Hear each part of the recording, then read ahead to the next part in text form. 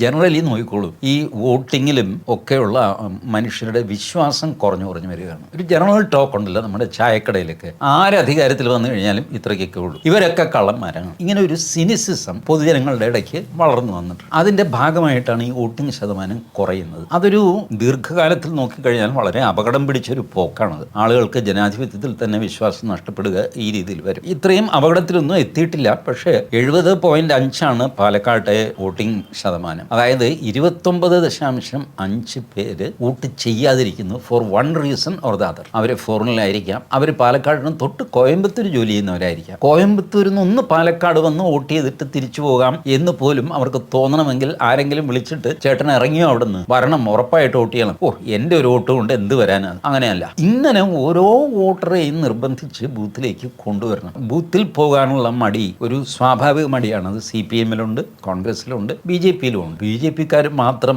ആകാശത്ത് നിന്ന് ഇറങ്ങി വന്ന പ്രവർത്തകരും വോട്ടർമാരും ബാക്കിയുള്ളവരൊക്കെ ഉഴപ്പന്മാരും എന്ന് പറയാൻ പറ്റില്ല. BJP-യുടെ വോട്ടർമാരിലും ധാരാളം ഉഴപ്പുന്ന ആൾക്കാരുണ്ട്. എനിക്ക് നേരിട്ടറിയോ വോട്ട് ചെയ്യാത്ത എത്രയോ പേരെ എനിക്കറിയാം. പിറ്റേ ദിവസമാണ് മനസ്സിലാകുന്നത് ഇയാൾ വോട്ട് ചെയ്തിട്ടില്ല, കാരണം കറുത്ത മഷി ഉണ്ടാവില്ല. അപ്പോൾ ഞാനെങ്ങും പോയില്ല മോഹൻദാസ്, എന്ത് ചെയ്യും, ഞാൻ പോയിട്ട് എന്ത് കാര്യം, ഇങ്ങനെയൊക്കെ ആലോചിക്കുന്നവരുണ്ട്. അതുണ്ടെന്ന് മനസ്സിലാക്കും.